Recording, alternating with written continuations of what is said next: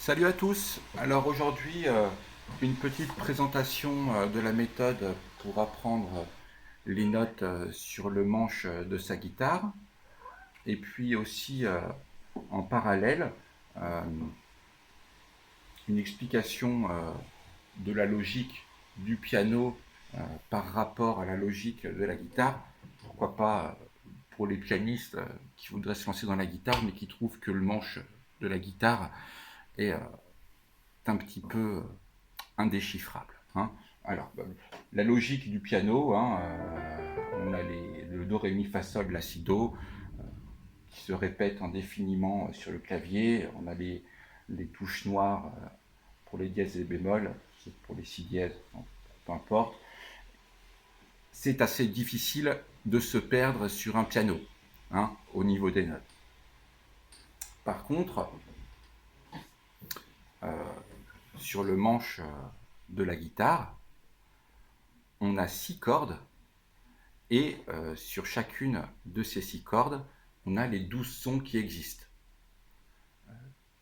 qui peuvent se retrouver soit à l'octave, soit à l'unisson.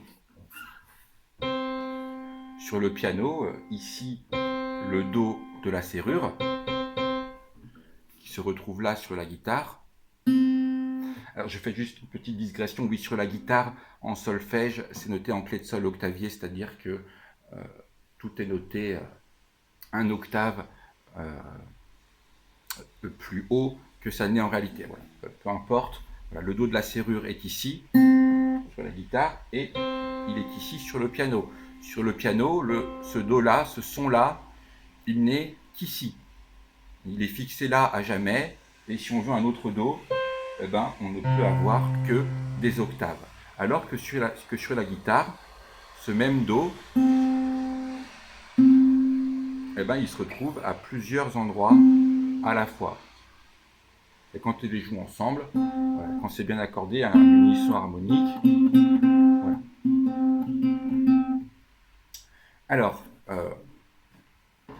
je parle un peu des exercices de la méthode. Par exemple, voilà, ici, je tombe sur un exercice sur la corde 4. Hein. C'est que des exercices assez simples, mais bien efficaces pour se rentrer tout dans la tête.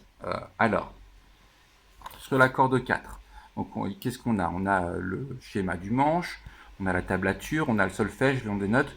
On a aussi des numéros, je ne sais pas si on le voit bien à la caméra, par exemple 400, 402, 403. Qu'est-ce que ça veut dire? Eh bien, c'est juste 400, corde 4, 00, case 0, corde à vide. Le mi en case 2, 402, corde 4, case 2, 403, le fa, corde 4, case 3. Ça peut parfois être utile sur une partition voilà, de noter un petit chiffre pour se rappeler où prendre sa note parce qu'elle peut se retrouver sur plusieurs cordes. Mais ça ne sert pas à rien, on va voir ça tout de suite.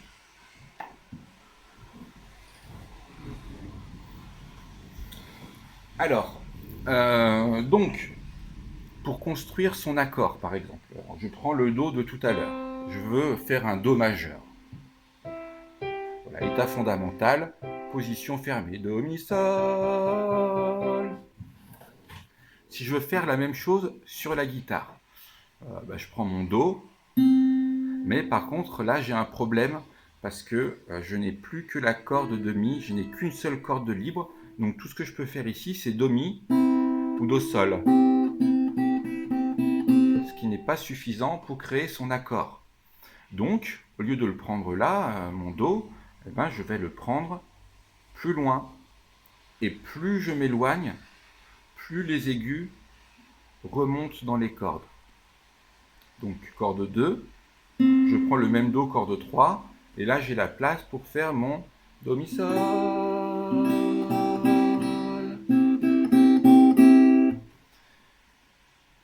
Par contre, en musique, on n'a pas toujours envie d'avoir la même position d'accord.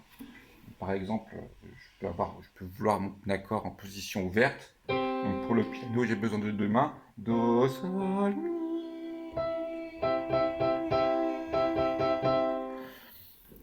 Et à la guitare, eh ben, pour ce faire, je ne vais pas le faire ici. Donc je vais choisir un Do encore plus haut. Je trouve mon Do, je trouve mon Sol, et je trouve mon Mi. Do, Sol, Mi. Et j'ai mon accord en position ouverte, juste avec une main ouverte normalement. J'ai tout dans la main. C'est pour ça que il ne faut pas, à chaque fois qu'on veut construire un accord, perdre 10 minutes sur chaque corde à essayer de compter et de retrouver ses notes. Donc, il vaut mieux se les mettre dans la tête une bonne fois pour toutes. Bon, alors j'ai mon Do, Mi, Sol, j'ai mon Do, Sol, Mi. Je veux très bien vouloir changer d'accord, un La mineur par exemple. Donc Do, Sol, Mi, je change le Sol en La. Je sais où est mon La. Premier renversement. Do, La, Mi.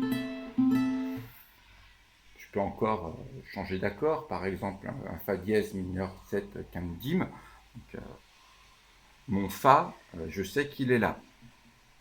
Bon, alors si je joue le Fa, ça me fait un Fa 7 majeur. Pour le Fa dièse mineur 7 quinte dim, Fa dièse. Par contre, je ne suis pas obligé d'avoir mon Fa dièse à la basse.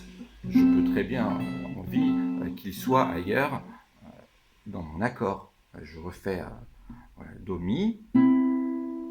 Je sais que mon Fa est ici. Donc le Fa dièse est là.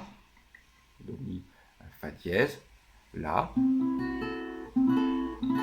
Le même accord dans une autre position. Du coup, je peux construire mes accords dans toutes les positions. Voilà pour cette présentation. J'espère que ça vous aura plu et puis je vous dis à plus.